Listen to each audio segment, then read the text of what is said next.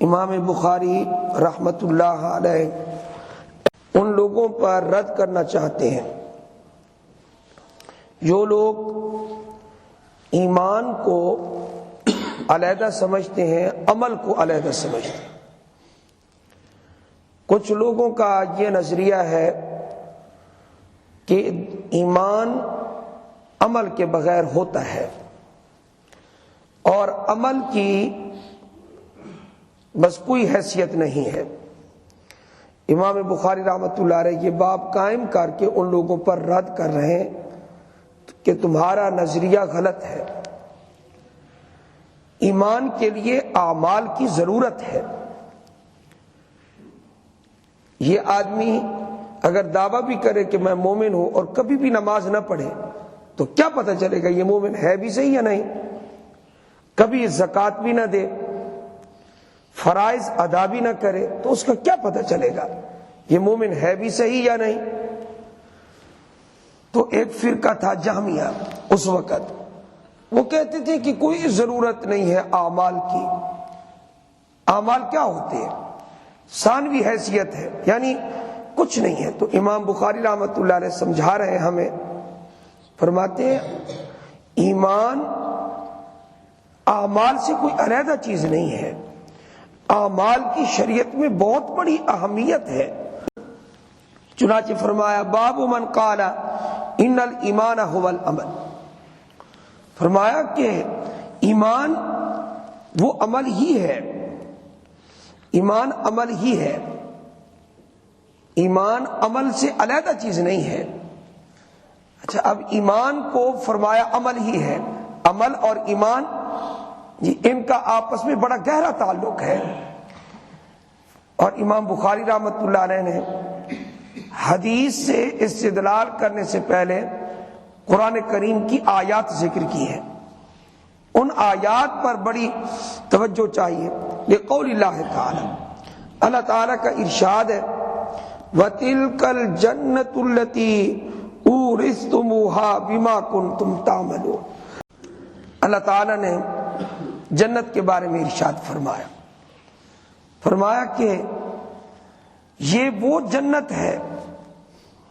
جنت کا تذکرہ کرنے کے بعد فرمایا یہ وہ جنت ہے۔ جنتیوں کو جب جنت اللہ عطا فرما دیں گے تو کیا کہیں گے؟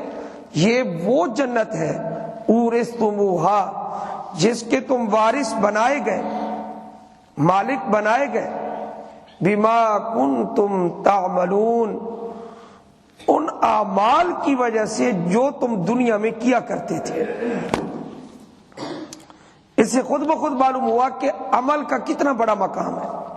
اللہ تعالیٰ کیا ارشاد فرما رہے؟ ان اعمال کی وجہ سے جو تم دنیا میں کیا کرتے تھے۔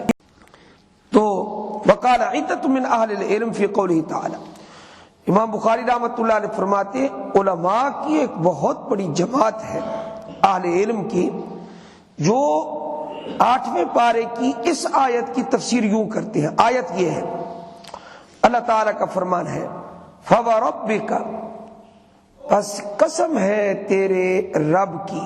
اللہ خود فرما رہے اپنے نبی کو صلی اللہ علیہ وآلہ وسلم۔ اس کا مطلب ہے اللہ اپنی قسم خود اٹھا رہا ہے۔ فَوَرَبِّكَ، پس قسم ہے تیرے پروردگار کی، لَنَسْأَلَنَّهُمْ أَجْمَعِينَ، البتہ ہم تمام لوگوں سے پوچھیں گے۔ کس کے بارے میں؟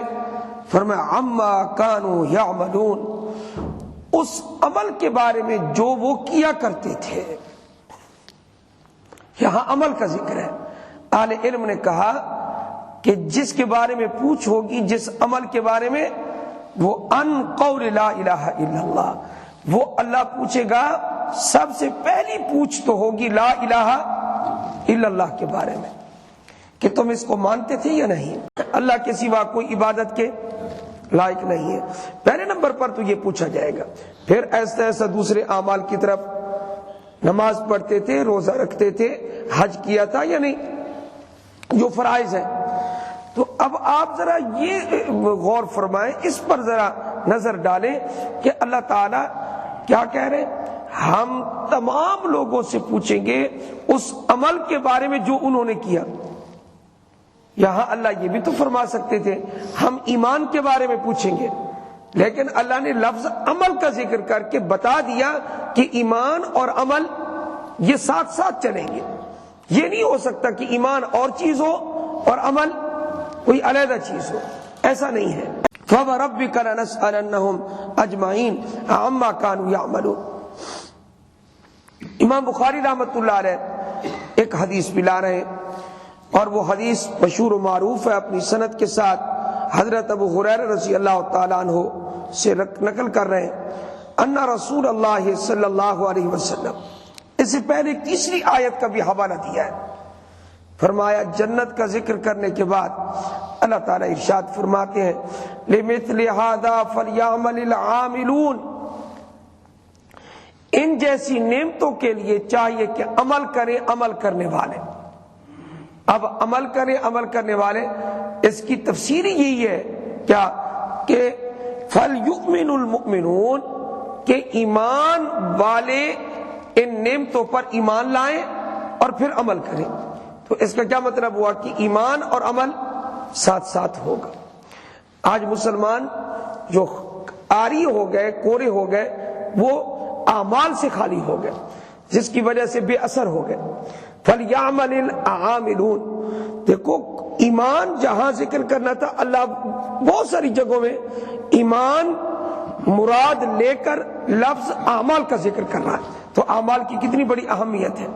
اور حدیث جو سیدنا ابو ہریرہ رضی اللہ تعالی عنہ سے روایت کی ہے وہ یہ کہ بے شک رسول اللہ صلی اللہ علیہ وسلم نے فرمایا ای العمل افضل، آپ سے پوچھا گیا کون سا عمل افضل ہے، تو رسول اکرم صلی اللہ علیہ وسلم نے فرمایا ایمان باللہ ورسولہ، سب سے افضل عمل ہے اللہ اور اللہ کے رسول پر ایمان لانا، یہ سب سے افضل عمل ہے۔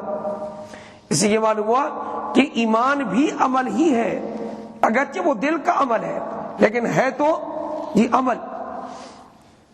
آپ سے پھر پوچھا گیا کہ اللہ اور اللہ کے رسول پر ایمان لانے کے بعد قیل ثم ماذا، قال الجہاد فی سبیل اللہ، اس کے بعد اگر نمبر ہے تو وہ اللہ کی راہ میں جہاد کرنا ہے، اللہ کے راستے میں جہاد کرنا ہے۔